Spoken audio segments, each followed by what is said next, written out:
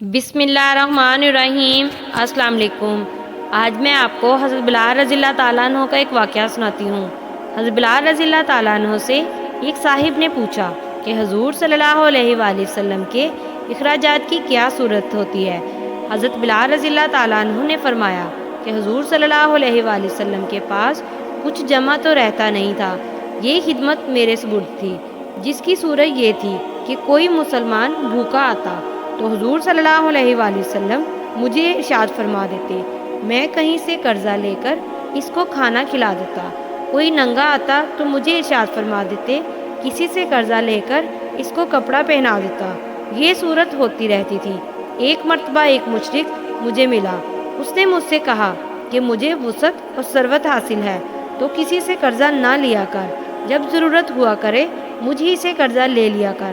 میں نے کہا اس سے بہتر کیا ہوگا؟ اس سے قرضہ لینا شروع کر دیا۔ جب ارشاد عالی ہوتا اس سے قرضہ لے کر آتا اور ارشاد والا کی تعمیل کر دیتا۔ ایک مرتبہ وضو کر کے اذان کہنے کے لیے کھڑا ہی ہوا تھا کہ وہی مشرک ایک جماعت کے ساتھ آیا اور کہنے لگا، او حبشی! میں ادھر متوجہ ہوا تو ایک دم بے تحاشا گالیاں دینے لگا اور برا بلا جو منہ میں آیا کہا اور کہنے لگا کہ مہینہ ختم ہونے میں کتنے دن باقی ہیں؟ میں نے کہا قریب ختم ہونے کے ہے۔ کہنے لگا کہ 4 دن باقی ہیں۔ اگر مہینہ کے ختم تک میرا سب قرضہ ادا نہ کیا تو تجھے اپنا قرضے میں غلام بناؤں گا اور اسی طرح بکریاں چراتا پھرے گا جیسا پہلے تھا۔ یہ کہہ کر چلا گیا۔ مجھ پر دن بھر جو گزرنا چاہیے تھا وہی گزرا۔ تمام دن رنج و صدمہ سوار رہا اور عشاء کی نماز کے بعد حضور صلی اللہ علیہ وآلہ وسلم کی خدمت میں تنہائی میں حاضر ہوا اور سارا قصہ سنایا اور عرض کیا، یا رسول اللہ صلی اللہ علیہ وآلہ وسلم، نہ آپ کے پاس اس وقت ادا کرنے کو فوری انتظام ہے اور نہ کھڑے کھڑے میں کوئی انتظام کر سکتا ہوں، وہ ذلیل کرے گا، اس لیے اگر اجازت ہو تو جب تک قرضہ اتارنے کا انتظام نہ ہو میں کہیں روپوش ہو جاؤں، جب آپ کے پاس کہیں سے کچھ آ جائے گا میں حاضر ہو جاؤں گا۔ یہ عرض کر کے میں گھر آیا، تلوار لی، ڈھال اٹھائی، جوتا اٹھایا۔ یہی سامان سفر تھا اور صبح ہونے کا انتظار کرتا رہا کہ صبح کے قریب کہیں چلا جاؤں گا۔ صبح قریب ہی تھی کہ ایک صاحب دوڑے ہوئے آئے کہ حضور صلی اللہ علیہ وآلہ وسلم کی خدمت میں جلدی چلو۔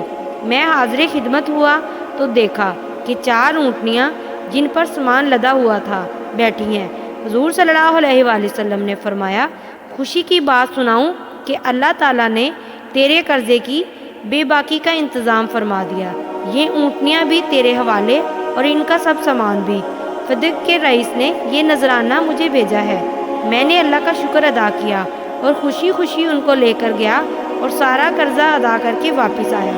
حضور اقدس صلی اللہ علیہ وآلہ وسلم اتنے میں مسجد میں انتظار فرما رہے تھے۔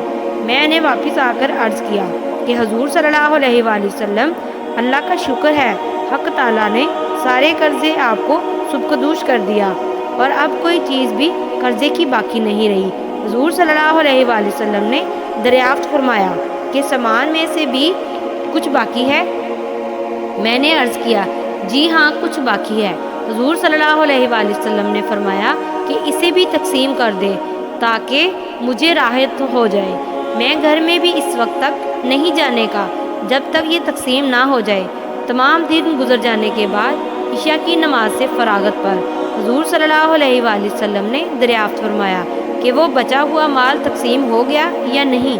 میں نے عرض کیا، کچھ موجود ہے، ضرورت مند آئے نہیں۔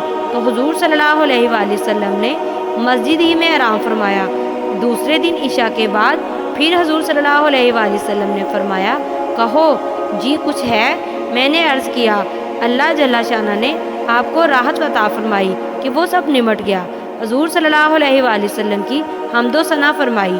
حضور صلی اللہ علیہ وآلہ وسلم کو یہ ڈر ہوا کہ خدا نہ خواستہ موت آ جائے اور کچھ حصہ مال کا آپ صلی اللہ علیہ وآلہ وسلم کی ملک میں رہے۔ اس کے بعد گھروں میں تشریف لے گئے اور بیویوں سے ملے۔ اللہ تعالیٰ کی یہ بھی خواہش رہتی ہے کہ ان کی ملک میں مال و متاع کچھ نہ رہے۔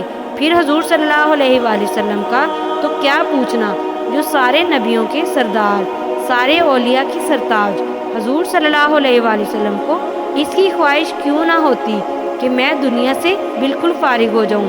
میں نے معتبر ذرائع سے سنا ہے کہ حضرت اقدس مولانا شاہ عبد الرحیم صاحب راپوری کا یہ معمول تھا کہ جب نذرانوں کی رقم کچھ جمع ہو جاتی تو اہتمام سے منگوا کر سب تقسیم فرما دیتے، اور وصال سے قبل تو اپنے پہننے کے کپڑے وغیرہ بھی اپنے خادم خاص حضرت مولانا شاہ عبد القادر کو دے دیے، اور فرمایا تھا کہ بس اب تم سے مستار لے کر پہن لیا کروں گا۔ اور اپنے والد صاحب رحمۃ اللہ علیہ کو میں نے بارہا دیکھا کہ مغرب کے بعد جو کوئی روپیہ پاس ہوتا وہ کسی قرض خواہ کو دے دیتے کہ کئی ہزار کے مقروض تھے، اور یہ فرمایا کرتے کہ یہ جھگڑے کی چیز میں رات کو اپنے پاس نہیں رکھتا۔ اس نوع کے بہت سے حالات اکابر کے ہیں، مگر یہ ضروری نہیں کہ ہر شے کا ایک ہی رنگ ہو۔ مشائخ کے الوان مختلف ہوتے ہیں، اور چمن کے پھولوں میں ہر پھول کی صورت سیرت ممتاز ہوتی ہے۔ جزاک اللہ۔